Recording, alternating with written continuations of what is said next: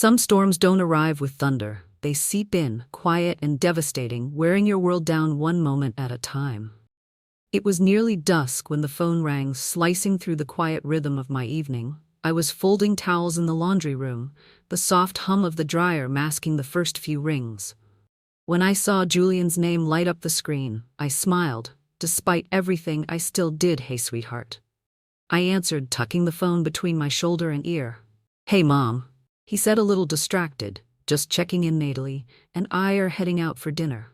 Some bistro. Her cousin recommended. Rome is expensive, but she's happy." I asked about the weather, whether the hotel was nice, if he'd seen the Tiber, yet he gave short, polite answers. I didn't mind. I was used to being the one who asked after a few minutes. He said, "Anyway, we'll talk more soon." "Okay, love. You love." "You too," I replied, then waited for the line to go dead, but it didn't. There was a pause, then the sound of Julian shifting the phone, maybe into his coat pocket. Natalie's voice came next, low and close. "Who was that, Mom?" He muttered something about the house again, probably that leak in the guest bathroom. I held my breath, my hand still on the edge of the dryer. Natalie laughed. "Well, it is technically hers for now." Julian said, his voice sharp. "She's a burden. We'll talk her into signing the deed. Eventually, guilt works every time." The blood drained from my face. I couldn't move, couldn't hang up. I stood there, surrounded by clean laundry and warm light, suddenly cold. They were planning something, and the house. My house was just the stark grief when it first arrives. Moves like water, quiet, invasive, unstoppable. I was 45 when it drowned the life. I knew Theo died in an accident. No one saw coming, leaving behind a tired wife, a teenage son, and just enough insurance to keep our lives from falling completely apart. I remember the day I signed the final paperwork for the payout. The man across the desk kept calling it a benefit, as if money could ever replace the steady patience of Theo's hands or the way he always made our son laugh even on bad days. I didn't touch a cent of it for a year. Then slowly I began to reshape our lives around the hollow space he left behind. The house came first, a modest white painted craftsman at the edge of Eugene, with old bones and a good soul. I chose it because Theo would have loved the porch and the oak tree in the yard. I made it ours with careful hands, painted walls, weekend landscaping, second-hand furniture. I fixed up myself. It was the only thing I had ever owned that felt entirely mine. It was supposed to be the foundation for Julian to feel safe. Again, I didn't date. I worked. I gave 2 jobs most years. Sometimes 3 in the summers when Julian needed camp or books or braces. There were nights I fell asleep in the uniform I'd worn to both shifts. There were mornings when I'd walk past mirrors and barely recognize the tired eyes looking back. I told myself that was enough. That mothering well was its own kind of love story. When he got into Stanford, I cried in the parking lot of the diner. What no one saw was how close I came to falling apart after Theo died. I moved through those early years in a fog, functioning by instinct more than intention. Grief sat on my chest most mornings, but I pushed through. I couldn't afford to let Julian see me crumble. I hid the tears and folded laundry and half-slept nights. I waitressed at the scholarship wasn't full, but we figured it out. I sold my grandmother's ring, dipped into the insurance, picked up an overnight shift. I told him not to worry about anything except studying. He promised he wouldn't forget what I did for him after graduation. He and Natalie moved back to Oregon. For a few months there had been a layoff. Rent was high. It was only temporary. They said I didn't hesitate. I gave them the upstairs and repainted the guest room myself. Natalie said she liked the pale gray. I said nothing when she replaced the curtains or when Julian rerouted the mail to their names. Even when they started referring to the place as the house never Mom's house, I let it slide. Maybe I wanted to believe we'd become a family again under one roof. Maybe I was tired of eating dinner alone. I never thought the hands I raised would turn and reach for what I'd bled to keep standing now. Hearing those words, "She's a burden," I couldn't stop the memories from rolling in one after another, each more bitter than the last. The mortgage I carried alone, the years I spent without holidays, because I was covering shifts, the back pain. I ignored the small joys I shelved, and yet it wasn't the betrayal that stunned me the most, it was how unsurprised a part of me felt. I folded the last towel, slowly pressed it flat and set it on the pile. Then I walked to my room and pulled out the fireproof box from under my bed, the one that held the deed. It didn't happen all at once. If it had, I might have stopped it. But erosion is quiet. It wears you down, grain by grain, until one day you look around and realize the shoreline is gone. They started calling it our house about 3 months after they moved in at first. I thought it was just careless phrasing. "We should do something about the porch," Natalie would say, or, "We've been thinking about a new stove," when Julian chimed in with, "I'll take care of the bills. From now on, easier. If it's all automated," I told myself it was kindness, help a grown son trying to share the load. I didn't ask why the electric bill was suddenly going to his email, or why the gas company started calling me Mrs. Bailey Jr. instead of Nora. I just smiled. I told myself not to make a fuss. Natalie painted the hallway one weekend. "While I was at church, it needed freshening up," she said cheerfully. The soft blue I'd chosen years ago was gone, replaced with a sterile shade of cream that matched their furniture. I stood there blinking, trying not to let it show on my face. She hugged me from behind and said, "We're building something beautiful here." I nodded and let her believe I agreed. Then came the conversation about the nursery. Natalie sat across from me at the kitchen table, one hand curled around a mug. She never washed, the other resting on her belly. "We've been thinking," she said, smiling. "If this works out, we'd love to turn your room into the nursery. You'd still have the guest room. Of course it's cozier." Julian didn't look up from his phone when she said it, as if it were already decided that night. I lay awake in the very room they wanted to repurpose. Listening to the wind rattle, the old windows Theo had once sealed, shut with his bare hands, I realized how small I'd become in my own home. Every wall whispered, "Someone." Elsa's name. Now I reached over, turned on the lamp, and opened the drawer beside my bed. Inside was the letter. Julian wrote me from college, the one that ended with, "I'll always take care of you, Mom." I folded it back neatly and set it next to the deed. I told myself not to listen again. I'd already heard enough. The words were burned into my memory, sharp as broken glass. She's a burden, but something inside me, some small wounded part still waiting for this all to be a misunderstanding, pressed play again. The recording crackled softly. Julian's voice, faint at first. "She'll give in. If we remind her how much she owes us." Natalie's laugh followed. "Just mention the college loans and the fact that she hasn't paid rent since we moved in." I paused the playback, my thumb hovering over the screen. I hadn't paid rent in my own home. I hit play again. "She's emotionally dependent. We don't have to be cruel about it." Julian said, "We just need to make her feel like we're her only real family." "She is easy to guilt," Natalie agreed. "And once we're on the deed, we can, finally, start renovating properly." There was a brief rustling, the sound of silverware glasses clinking, then Natalie again more casually. "This time, we'll take the master bedroom.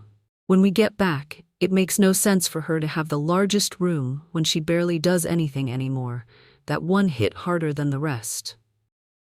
I paused the recording, closed my eyes, and for a moment let the silence fill the room. They had been sitting in some Rome cafe dining on food I paid for, planning how to edge me out of the life I'd built for all of us. I pressed play once more. "She doesn't even realize how close we are to just taking over everything," Julian said, "and if she pushes back, we remind her about retirement homes, about healthcare. The woman's not getting younger. Possession is 910 of the law." Natalie said lightly, "We've been living there for years. If we had to fight it, I'm sure some judge would sympathize." They laughed. It was the sound I used to love, the one I'd strained to hear. From the kitchen, as a young mother, just trying to make dinner and keep him smiling. Now it made my stomach turn. I hit record on my phone and saved everything. That night I didn't sleep. I sat at the kitchen table with every light off, my hands wrapped around a cold mug of tea I'd forgotten to drink. Every corner of the house seemed to echo back something I'd given: a birthday party in the living room, Theo's handprints in the back garden, the late nights, folding laundry so Julian could have clean clothes for school. I had given everything, and still it wasn't enough to be safe from their plans by morning. Something inside me had settled, not peace, not yet, but a quiet certainty. I would not plead for space in my own home. I would not let them decide what I was worth. I opened the drawer again, took out the deed, and began making calls. Monica didn't ask why I showed up unannounced at her office that morning. She just waved me in, shut the door, and poured coffee into the chipped mug she always kept on the corner of her desk. "You look like someone who's come to set something straight," she said. I slid the deed across the desk. "But can you confirm I still hold sole ownership?" She picked it up, scanned it with her usual efficiency, then nodded. "There's no cosigners, no liens, no additions. The house is entirely in your name, Nora." That was all I needed to hear. I told her what I'd overheard. Not every word, just enough. Her face didn't change much, but her eyes hardened. Monica had known Julian since he was in diapers. She danced at my wedding, held my hand at Theo's funeral, and now she said nothing as she reached for her legal pad and started writing over the next hour. We mapped it out, the legal protections, the timeline, the contingencies. I didn't cry. I didn't raise my voice. I signed what needed signing, made copies, and thanked her on my way out. By the end of that day, I had a private meeting scheduled with a realtor 2 towns over. Ben had worked with me once before on an estate case. Discreet, professional, no-nonsense. When I told him I needed a quiet sale and a fast turnaround, he didn't flinch. "We'll price it to move. I know a few buyers who jump at it." I packed only what I had brought into the house: photos, linens, a worn leather chair. Theo had loved the books I'd collected over 3 decades. Everything else I cataloged, what was Julian's, went into boxes marked clearly and loaded into a moving truck. I arranged myself. I prepaid for a storage unit and left the code with Monica, in case they came looking. I didn't tell anyone I was leaving. I found a furnished rental in Salem, a place with light floors and neutral walls that held no memories. On my last night in the house, I stood in the kitchen alone and placed a note on the counter, right where Julian and Natalie would see it when they walked in. Surprise, a burden. Did this. I set down the keys beside it, locked the door from the inside, and exited through the garage one final time. As I drove down the familiar streets, the town blurred behind me, like a painting washed in rain, and ahead of me, the road began to open. They came back on a Wednesday. I knew the day not because they told me, but because the calls began just after noon and didn't stop for hours. First Julian, then Natalie, then Julian, again missed call, voicemail, text. Another call, each one more frantic than the last. "Mom," his voice crackled through the first voicemail. "The keys. Not working. Did you change the locks? What's going on?" The second was shorter, harsher. "Nora, this isn't funny. Where is everything? Where are you?" I listened to none of it in real time. I let them pile up while I sat in the small kitchen of my new rental, stirring sugar into a cup of coffee I didn't really want. I stared out the window at nothing in particular, letting the silence answer for me. By early evening, their panic had shifted tone. Natalie's voice filled one message, syrupy sweet, but sharp. Underneath were just really worried. "Okay, please call us, just let us know you're safe, safe." I smiled at that. For the first time in years I was. Later that night, Julian left a final message, his voice strained. "We found the note. I don't know what you think you heard, but you've made a huge mistake. This is our home too, and you had no right, none, to sell it. We're talking to a lawyer. You've really done it this time." I saved that one too. I didn't respond. I didn't explain. I didn't offer comfort or defense. Let them yell into the void. Let them wonder where the line between control and love finally snapped. I had no interest in pulling them across it. The house was gone, the door no longer opened for them, and my silence at last was speaking louder than anything I ever said. They demanded a meeting. Julian's message had been short and sharp: "Tomorrow, 1000 a.m. cafe on Union. If you don't show, we're coming to your office." So I showed. I arrived at 10:05, not out of rudeness, but intention. Julian and Natalie were already seated, postured in practiced indignation, hands curled around untouched mugs. I didn't greet them. I simply sat, set my phone on the table screen up, and pressed play. Their voices spilled out, familiar and cruel. I watched their faces shift as each word echoed back at them. "She's a burden. We'll take the master bedroom. Guilt works every time." Natalie paled. Julian's mouth tensed, then tightened into something between anger and denial. "You misunderstood," he said flatly. "No," I answered. "I finally understood." Natalie leaned forward, her voice soft and cutting. "You blindsided us. You sold our home out from under us. It was never yours, I said calmly. It was mine, paid for, maintained, protected, Julian scoffed. After everything we've done for you. I met his eyes and didn't look away. Yes, and you taught me exactly what not to become. They didn't know what to do with that. I didn't give them time to recover. There will be no money, no access to my accounts, no forwarding address, no second chances. Natalie opened her mouth, closed it again, Julian's fists clenched on the table, knuckles white. I'm your son, he said finally, like the title alone should mean something, and I was your mother, I said quietly, not your asset. For a long moment we sat in the silence. Neither of them had ever learned to live inside. I slid a small envelope across the table with the storage unit, details, and turned to leave behind me. Neither of them called my name. The quiet in my new apartment felt different. It wasn't the aching kind I used to fill with other people's needs. It was soft, whole. I wasn't waiting for someone to knock or call or ask for something. They'd already decided I owed them. I made tea in the mornings, real tea, not the half-cold cups. I used to forget on the counter. I sat by the window, watched the birds on the ledge, read entire chapters without interruption some days.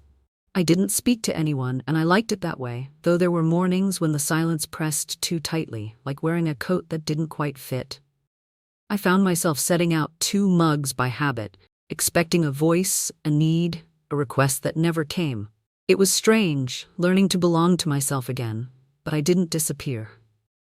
After a few weeks, I found a small community center nearby that hosted weekly grief and boundary-setting groups.